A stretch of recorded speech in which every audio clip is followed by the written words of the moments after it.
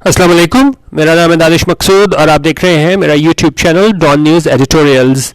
आज मैं आपसे एडिटोरियल कराने वाला हूं। ये हमारे पास एक्सप्रेस ट्रिब्यून में शाया हुआ है 9 मार्च 2020 को और इसका टाइटल है क्लाइमेट चेंज इम्पैक्ट। इम्पैक्ट क्या होता है, किसी चीज़ के असरात, और ये किसकी बात कर रहे हैं कि क्लाइमेट चेंज के मौसम में जो तब्दीली है उसके क्या असरात होंगे हमारे पास। अच्छा, अब इसमें इन्होंने पहली लाइन, आप कोई भी एडिटोरियल वगैरह है उसकी लाजमी पढ़ा करें तो उसमें आपको पूरा क्रक्स मिल जाता है। जैसे इसमें इन्होंने बताया है कि मैंने हाईलाइट भी किया हुआ है, as Pakistan is among countries considered most vulnerable to climate change. तो इन्होंने कहा कि जो पाकिस्तान जो है वो क्या है, उन ममालिक में शामिल है अमंग कंट्रीज कंसिडर्ड, जो ऐसे तस्वुर किए जाते हैं most vulnerable to climate change, यानी जिन्हें सबसे ज़्यादा ख़तरा है। किसकी वजह से? इस क्लाइमेट चेंज की वजह से पाकिस्तान को सबसे ज़्यादा ख़तरा है। अच्छा, अब इन्होंने जो एडिटोरियल में जो बेस बनाया है वो एक रिपोर्ट आई है क्लाइमेट चेंज के हवाले से, उस पर इन्होंने ये रिपोर्ट की बेस पे ये कहा है कि भाई ये काफ़ी ज़्यादा ख़तरात लाहक है।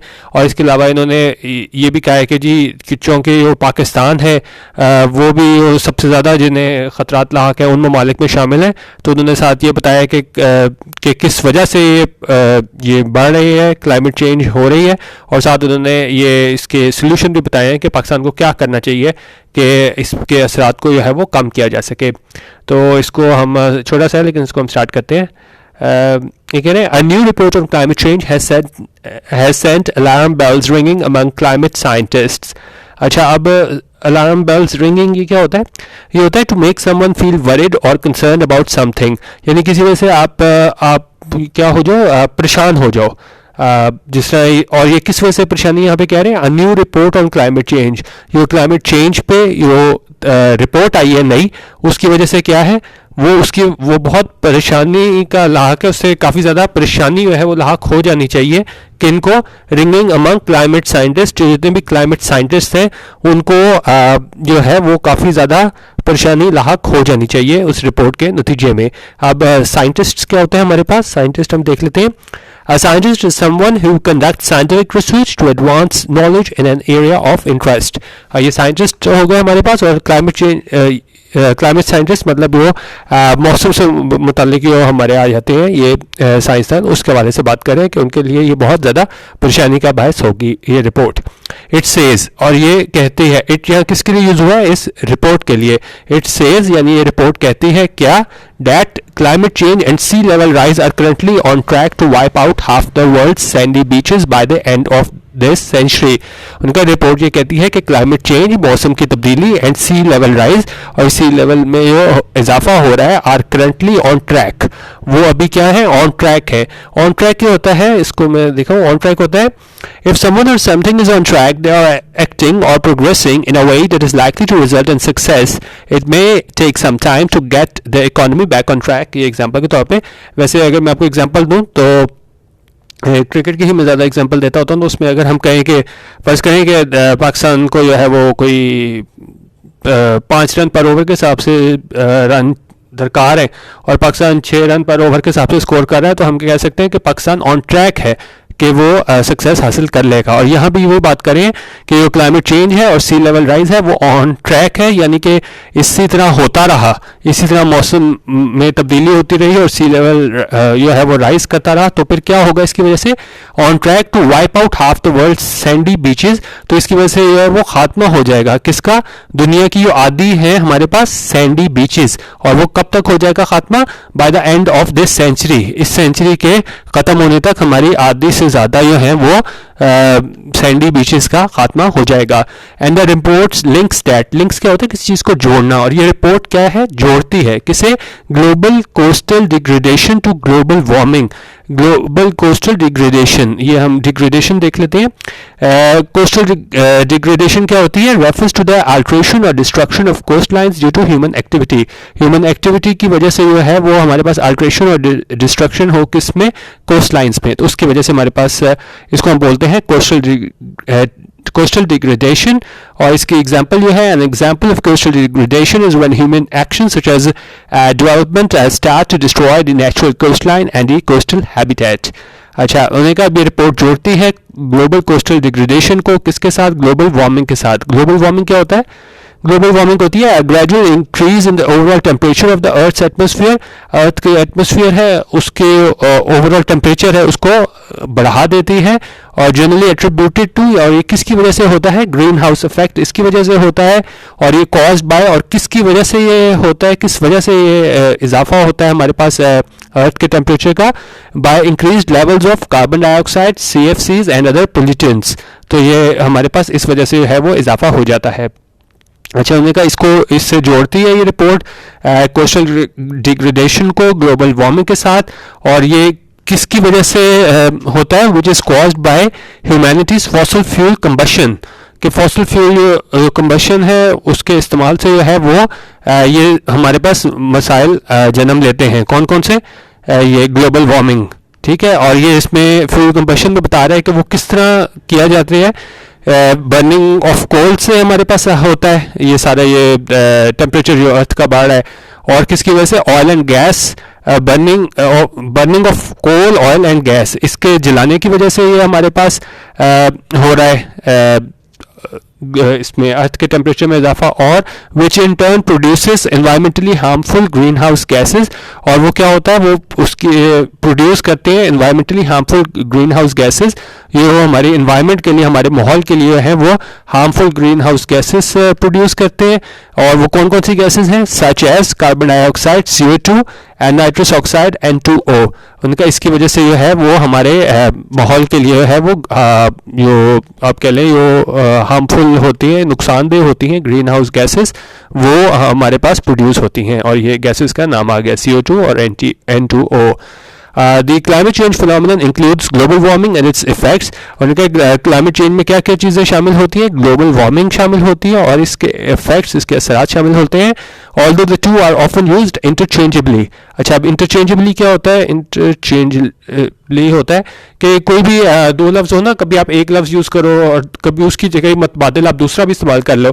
जिस तरह एग्जाम्पल मैंने दिया, in a way that can be exchanged, वो चीज़ें जो आप अदल बदल कर सको। जिस तरह इन दिस बुक, इस किताब में, the word flavour is used interchangeably with aroma. अच्छा, अरोमा और फ्लेवर को देखा जैसे हमने इंटरचेंजेबली यूज़ किया है, कभी हमने अरोमा यूज़ कर लिया, कभी फ्लेवर यूज़ कर लिया। एग्जाम्पल मैं आपको एक जनरल दे रहा हूँ। तो इसी तरह यहाँ पे भी बात करें कि ये क्लाइमेट चेंज फिनोमिनन है, इसमें शामिल है ग्लोबल वार्मिंग और इसके इफेक्ट्स, लेकिन इसको टर्म, ये दोनों अल्फाज को जो है वो इंटरचेंजेबली इस्तेमाल किया जाता है।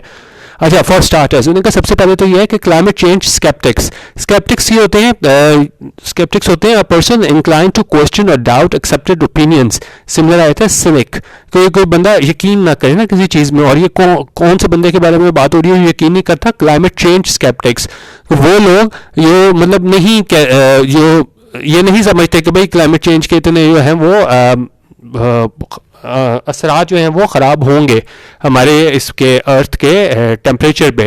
तो उन्होंने कहा ये क्लाइमेट चेंज स्केप्टिक्स है, मस्ट रिमेंबर, उन्हें बात याद रखनी चाहिए that over the past 50 years, के पिछले 50 सालों में the average global temperature has increase. उन्होंने कहा एवरेज जो ग्लोबल टेम्परेचर है वो जो दर्जा हरारत है, एवरेज ग्लोबल यानी दुनिया में जो दर्जा हरारत है, हैज़ इंक्रीज, वो बढ़ा है at the fastest rate in recorded history, और वो इस रेट से बढ़ा है कि इससे पहले हिस्ट्री में कभी भी जो ग्लोबल टेम्परेचर है वो नहीं बढ़ा। Each of the last 3 decades has been warmer than all previous decades. उन्होंने कहा जितने भी, अगर हम पिछले 30 सालों की बात करें तो वो क्या थे, वार्मर थे, यानी कि उसमें जो टेम्परेचर था वो ज़्यादा रहा था। अगर हम उसे कंपैरिजन करें, किससे करें, देन ऑल प्रीवियस डेकेड्स, और उससे हम पिछले 10-10 सालों का अगर मुवाजना करें डेकेड्स का। सिंस स्टैटिस्टिकल सर्वेज बिगैन इन 1850। उन्होंने कहा हमारे पास जो स्टैटिस्टिकल सर्वेज थे वो कब शुरू हुए थे, 1850 से। तो उसके बाद से अगर हम देखें तो उन्होंने कहा ये हमारे पास रिकॉर्ड इसमें अर्थ के टेम्परेचर में इजाफा है। अच्छा, अब इन्होंने ये सारा पहले क्लाइमेट चेंज की ओवरऑल की बात की है, ग्लोबल पर्सपेक्टिव में बात की है, और अब ये नीचे आ गए हैं पाकिस्तान से मुतल्लिक कि पाकिस्तान को भी बहुत ज़्यादा खतरात लाक हैं क्लाइमेट चेंज की वजह से। और उन्होंने कहा कि पाकिस्तान अभी क्या कर रहा है कि जिसकी वजह से हमें मसाइल का सामना है और हमें क्या करना चाहिए। ये मैंने हाईलाइट भी कर दिया, ये आप इसको पढ़ लीजिएगा, और ये WPS ऑफिस जो है वो ऐप डाउनलोड करके आप हाईलाइटेड वर्ड्स के मीनिंग भी देख सकते हैं। अच्छा, अब ये स्टार्ट करते हैं। As Pakistan is among countries considered most vulnerable क्या होता है कि जिसको सबसे ज़्यादा खतराक लाक हो। एक मिनट, या ये था expose to the possibility of being attacked और हार्म्ड either फिजिकली और इमोशनली। तो उन्होंने कहा as Pakistan is among countries, Pakistan उन ममालिक में शामिल है कंसिडर्ड ये तस्वुर किए जाते हैं मोस्ट वल्नरेबल के, यानी कि अगर इसमें क्लाइमेट चेंज वगैरह हुआ तो पाकिस्तान को सबसे ज़्यादा जो है वो नुकसान का सामना होगा। तो और किसकी वजह से होगा? टू क्लाइमेट चेंज की वजह से होगा। इट इज़ एसेंशियल, ये ज़रूरी है that we take immediate steps to combat it, कि ये ज़रूरी है कि हम क्या लें? immediate steps, फौरी steps लें, फौरी इक़दामात करें to combat it, कि हम इसका कैसे मुकाबला करें। और अब ये किस तरह करें ये आप आगे देख सकते हैं। फर्स्ट एंड फॉरमोस्ट कि सबसे पहले we must move away from fossil fuels, इन्होंने कहा हमें सबसे पहले जो है वो fossil fuels से छुटकारा हासिल करना होगा। और वो क्या होते हैं fossil fuels? Burning fossil fuels emits a number of air pollutants that are harmful to both the environment and public health. Sulfur dioxide की बात हो रही है, SO2 emissions, primarily the result of burning coal, contribute to acid rain and the formation of harmful particulate matter. तो उन्होंने कहा ये हमारे पास ये SO2 की बात हुई है और दूसरे हमारे पास आया है कि ये किसकी वजह से होता है? बर्निंग कोल की वजह से होता है और ये कंट्रीब्यूट करते हैं एसिड रेन में। तो उन्होंने कहा सबसे पहले हमें फॉसिल फ्यूल से छुटकारा हासिल करना होगा और किस चीज़ पे तवज्जो देनी होगी, किस पे फोकस करना होगा? And focus on renewable energies. उन्होंने कहा हमें फॉसिल फ्यूल्स को छोड़ के रिन्यूएबल एनर्जीज की तरफ आना होगा और उसमें क्या क्या चीज़ शामिल है? सोलर शामिल है, विंड है, बायोमास है एंड जियोथर्मल है। और इसके साथ ही हमें क्या करना होगा? We must also reduce our consumption of energy, और हमें अपने इसकी एनर्जी कंजम्पशन है वो कम करनी होगी। और water through the energy and water इसकी कंजम्पशन कम करनी होगी। और किस तरह? Through the use of more efficient devices, हमें जो है वो ज़्यादा एफिशिएंट डिवाइसेस इस्तेमाल करनी होंगी, such as LED light bulbs. उन्होंने कहा हमें LED लाइट बल्ब्स इस्तेमाल करने होंगे एंड इनोवेटिव शावर सिस्टम्स, और हमें ऐसे जो है वो क्या है शावर सिस्टम इस्तेमाल करने होंगे। Promote methods such as public transportation, और हमें दूसरे मेथड्स हैं पब्लिक ट्रांसपोर्टेशन। उन्होंने कहा कि हमें उस पब्लिक ट्रांसपोर्टेशन की तरफ आना होगा, क्योंकि जितनी सड़कों पे गाड़ियाँ कम होंगी उतनी ही पोल्यूशन कम होगी और ज़्यादा जो है वो माहौल में दर्जा हरारत में तब्दीली नहीं होगी। एंड कार पूलिंग, और इसके अलावा हमारे पास ये कॉन्सेप्ट भी काफ़ी ज़्यादा इन हो चुका है कार पूलिंग का, जिसमें लोग जो हैं वो बजाय इसके एक गाड़ी आप लें तो 3-4 लोग मिल के जो है वो एक गाड़ी जो है वो रेंट पे ले लेते हैं। और टू हेल्प, और इन सारी चीज़ों का मकसद क्या होगा? LED लाइट बल्ब इस्तेमाल करने का, इनोवेटिव शावर सिस्टम्स का, और हमारे पास पब्लिक ट्रांसपोर्टेशन यूज़ करने का और कार पूलिंग का, to help reduce CO2 emissions. और इसकी वजह से जो है वो हमारे कार्बन डाइऑक्साइड एमिशंस हैं उनमें क्या होगी? कमी होगी। और इसके अलावा हमें क्या करना होगा? Emphasise construction of low energy buildings and renovation of existing ones. एक तो हमें वो कंस्ट्रक्शन करनी पड़ेगी बिल्डिंग्स की जो लो एनर्जी बिल्डिंग्स होंगी, और क्या होगा? रेनोवेशन करानी होगी। वो पहले ही हमारे एग्जिस्टिंग वंस हैं, ये पहले ही हमारी बिल्डिंग्स हैं। और इसका मकसद क्या होना चाहिए? In order to reduce CO2 emissions due to heating, air conditioning. और इसका मकसद ये होना चाहिए कि जो CO2 एमिशंस हैं इनको कम किया जा सके, और वो किसकी वजह से होती हैं? हीटिंग की वजह से, एयर कंडीशनिंग की वजह से, हॉट वाटर एंड लाइटिंग की वजह से। एंड प्रायोरिटाइज्ड एफोरेस्टेशन, ये क्या होता है? एफोरेस्टेशन होता है is the process of planting trees और सोइंग सीड्स। एक ये प्रोसेस है इसमें दरख्त लगाना, बीज लगाना इन अ बैरन लैंड, बिल्कुल ये आप कह लें बिल्कुल खाली वो हो ज़मीन, उसके ऊपर अगर हम लगाएं क्या चीज़? बीज और दरख्त, उसको प्रोसेस को हम कहते हैं एफोरेस्टेशन। और ये वहाँ पे लगाएं जहाँ पे क्या हो? दरख्त ना हो, devoid of any trees to create a forest. वहाँ पे अगर हम फॉरेस्ट बनाएं तो उसको हम कहते हैं एफोरेस्टेशन, और इसका बेसिक मकसद होता है दरख्त और बीज लगाना। तो उन्हें क्या हमें प्रायोरिटाइज करना चाहिए, यानी तरजीही बुनियादों पर हमें यह फॉरेस्टेशन करनी चाहिए, as well as greener and more efficient agriculture. और हमें किस तरफ तवज्जो देनी चाहिए? ग्रीनर और मोर एफिशिएंट एग्रीकल्चर, उस तरफ ध्यान देना चाहिए। एडिशनली साथ ही recycling must be emphasised. Recycling क्या होती है? Recycling is a process of converting waste materials into new materials and objects. It is an alternative to conventional waste disposal that can save material and help lower greenhouse gas emissions. तो recycling होती है हमारे पास एक ऐसा process जिससे हम convert करते हैं, तब्दील करते हैं। किससे तब्दील करते हैं? वेस्ट मटेरियल्स को, और किस चीज़ में करते हैं? Into new materials and objects. ठीक है, और इसमें वजह से हम रिसाइकलिंग करते हैं, तो इसकी वजह से क्या होगा, मस्ट बी एम्फसाइज्ड कि रिसाइकलिंग पे जोर देना चाहिए। And a waste management strategy, एक वेस्ट मैनेजमेंट स्ट्रेटजी हमें डिवाइस करनी चाहिए यानी बनानी चाहिए, और वो कहाँ के लिए बनानी चाहिए, फॉर आर माउंटेनस एरियाज, हमारे जो पहाड़ी इलाके हैं वहाँ के लिए हमें वेस्ट मैनेजमेंट स्ट्रेटजी बनानी होगी। Where garbage is simply thrown होने का, क्योंकि हमारे जो पहाड़ी इलाके हैं वहाँ पे गार्बेज जो है जो गंद कूड़ा करकट वगैरह है सिंपली थ्रोन इन रिवर्स, वहाँ पे उन्होंने कहा सारा हम फेंक देते हैं कहाँ पे, रिवर्स में, and burnt in the open, या हम जला देते हैं इन द ओपन यानी खुले जगह पे जला देते हैं, ह्यूजली कंपाउंडिंग द प्रॉब्लम। और इससे क्या होता है, कंपाउंडिंग होता है बढ़ जाना। उन्होंने कहा ये मसला है क्लाइमेट चेंज का, ये क्या है, बढ़ जाता है। किसकी वजह से, एक तो हम गार्बेज जो है वो उसको फेंक देते हैं दरियाओं में, और या हम उसको जला देते हैं ओपन बाहर खुले जगह पे। तो उन्होंने कहा ये इसकी वजह से है वो मसाइल और ज़्यादा बढ़ जाते हैं। तो उन्होंने कहा हमें इस चीज़ को भी स्ट्रेटजी बनानी होगी कि हम किस तरह वेस्ट मैनेजमेंट स्ट्रेटजी हिकमत अमली बना सकें। तो ये आज एक छोटा सा एडिटोरियल था एक्सप्रेस ट्रिब्यून का कि क्या हम कर रहे हैं जिसकी वजह से क्लाइमेट चेंज में जो है वो इम्पैक्ट पाकिस्तान पे आ रहा है, और क्या चीज़ें हम करें तो इसका असर कम हो सकता है। बेसिकली उन्होंने यही कहा है कि हम फॉसल फ्यूल्स को छोड़ के हम किस तरफ आ जाएं, रिन्यूएबल एनर्जीज की तरफ, जिसमें सोलर, विंड, बायोमास और जियोथर्मल शामिल है।